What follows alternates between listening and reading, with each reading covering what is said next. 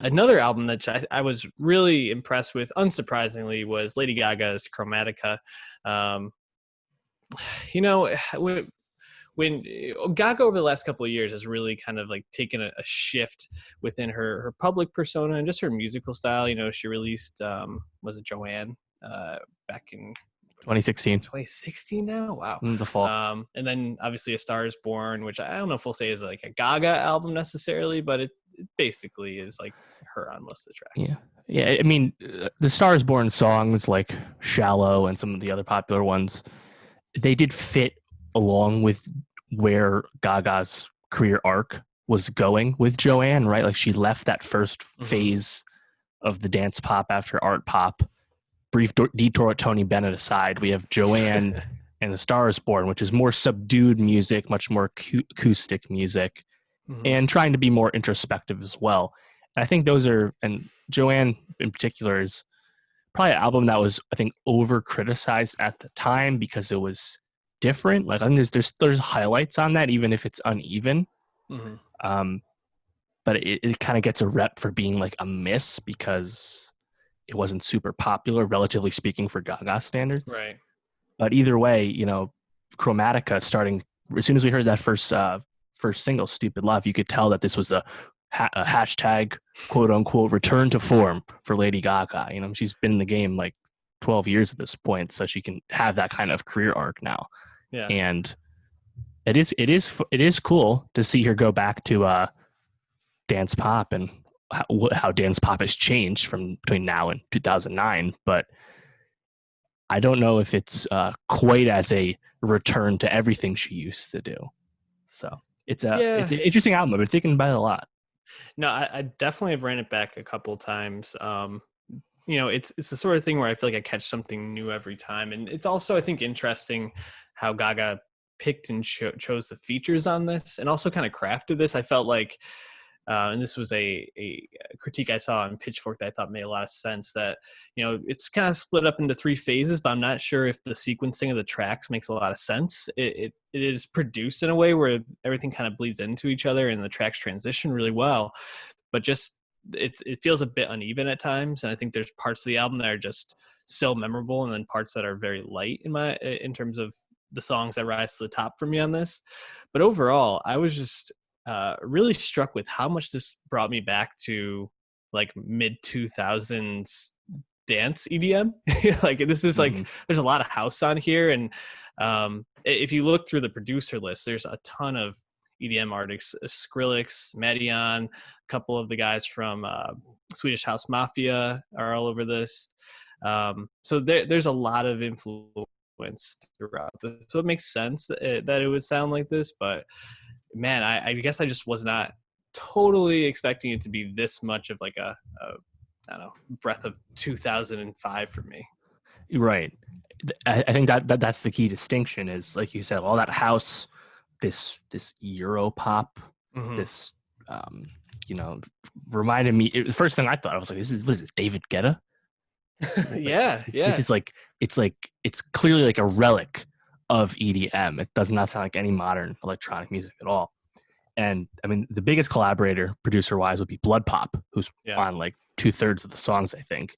And she'd worked with him before. He's worked with everyone in pop, really. And that seems to be the muse on this one. Max Martin does pull up for one little jaunt, songwriting-wise, on Stupid Love. That's their first collab, actually.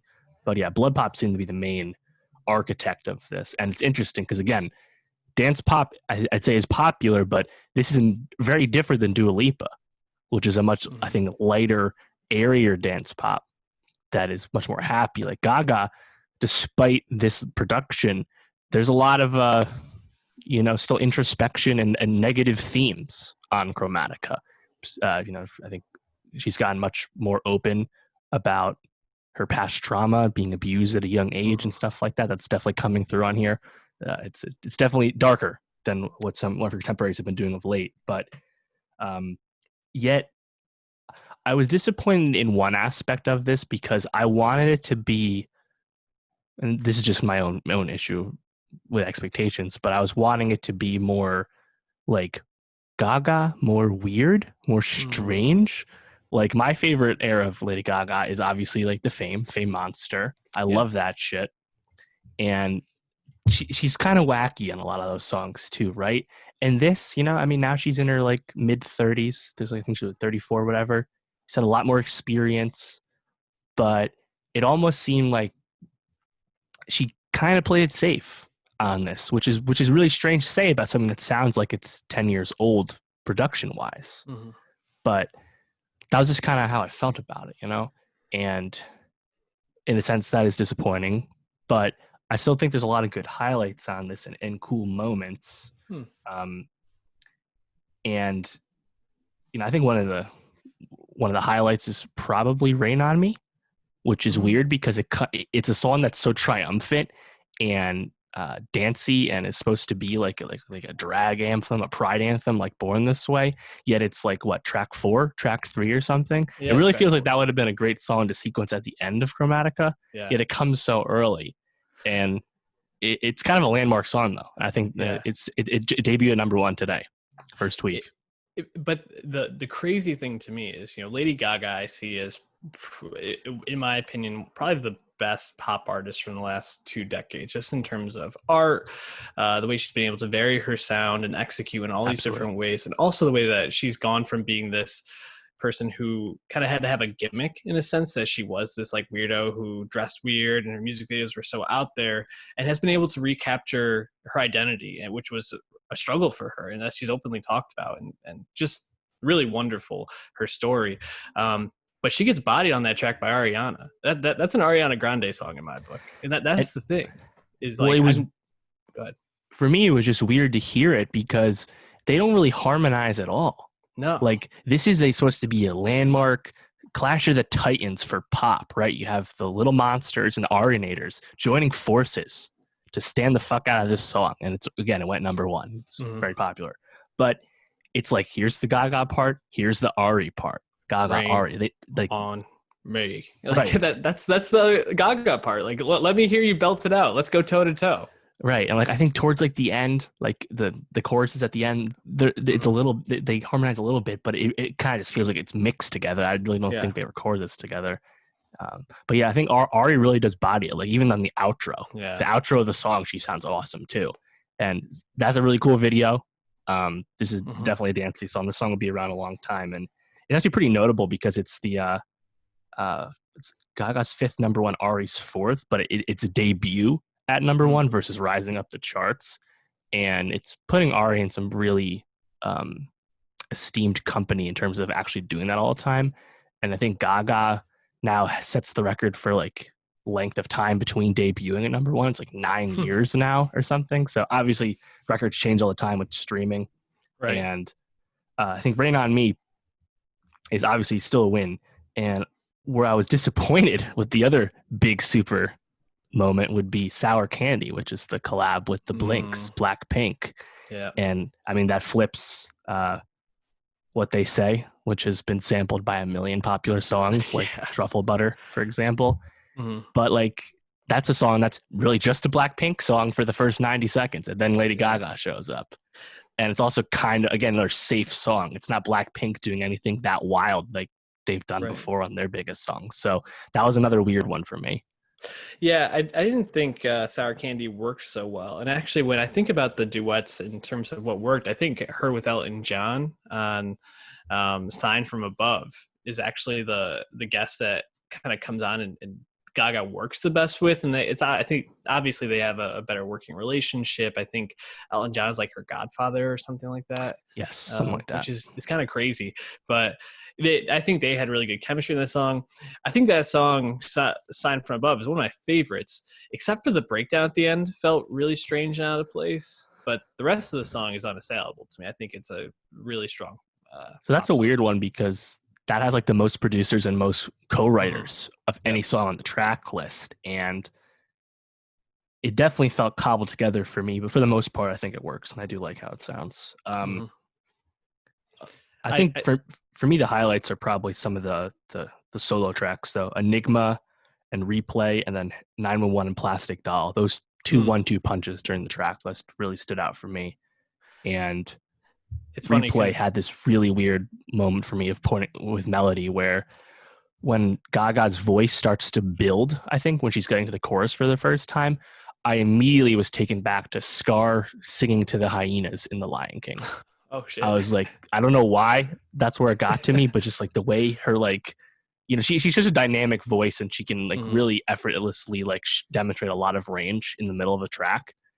And the way she did it just reminded me of when Scar's singing, what is it, Be Prepared, right? Yeah. Like when Oh yeah. when he's building up to Be Prepared in that song, I was like, wait, why is this the vibe I'm getting? But I don't know, maybe she'd find that as a compliment because that's weird. I don't know.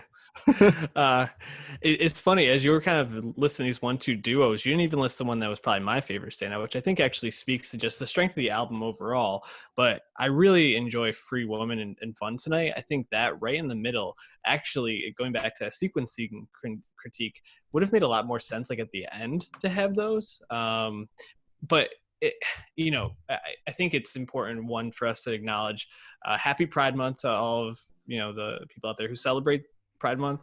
And this album was basically made for Yeah, Pride Month. Like this there's some is there's some drag anthems in this. yeah, and it's weird because this is probably the going to be the most subdued Pride celebration in a couple of years, only because of the current COVID situation and possibly because of the protests. I'm not sure if that will impact it at all, but this feels like Gaga could have just been like everywhere during Pride Month, and now it's probably going to be a little bit subdued, but still, yeah, I think there's so many tracks on here that even the last two, like Babylon's a little strange to me, but 1,000 Doves I think is a really strong chorus and hook and just enjoyable listen. So I think there's a lot to really dig into here, and kind of just par for the course with Gaga. What she puts out is always quality. It's just about what level is it? Is it top Gaga, or are we getting like mid tier Gaga, which is still excellent? Right. Yeah. Even art pop is a mess, but it's a beautiful mess and has Yeah. like a smash like applause on it at the end of the day. Mm-hmm. Still, honestly, I think my favorite song though, the song I've definitely listened to the most this weekend would be Alice, which is the first proper song on the album after the first interlude. Mm-hmm. And Alice is almost like a false flag because it gives this suggestion of like deep house and Mm-hmm. really upbeat shit. And only a few songs later, you get "Fun Tonight," which, spoilers, is not about having fun. But Alice, I mean, when she's like taking me to Wonderland, I'm just like, say less, please. Like, I'm with this. This song goes. Yeah. Um, so yeah, and there's a lot of good stuff on here. And I mean, it's funny. This album was delayed, I think, 7 weeks due to coronavirus, which ultimately is not that big of a delay. I was kind of expecting a much longer wait for this after the delay out of April. Mm-hmm. But she did reveal that she had a secret Coachella set planned, which would have been right around the release date. And obviously that's tough. And as you spoke to the Pride Month implications. So Mm-hmm. it's definitely not what you wanted, but it's still going to debut #1 for her. And Blackpink will get their highest charting song to date in the States. So that, at the end of the day, it's still a major dub for Lady Gaga. I'm really happy with it. It is, but fuck 2020 for taking away that secret Gaga Yeah, performance. That would have broken the internet. I agree. Damn. But definitely a great album. We're gonna add. We already have "Stupid Love" on the best of 2020 playlist. We'll probably be adding one or two more. Definitely close to, if not in my top 10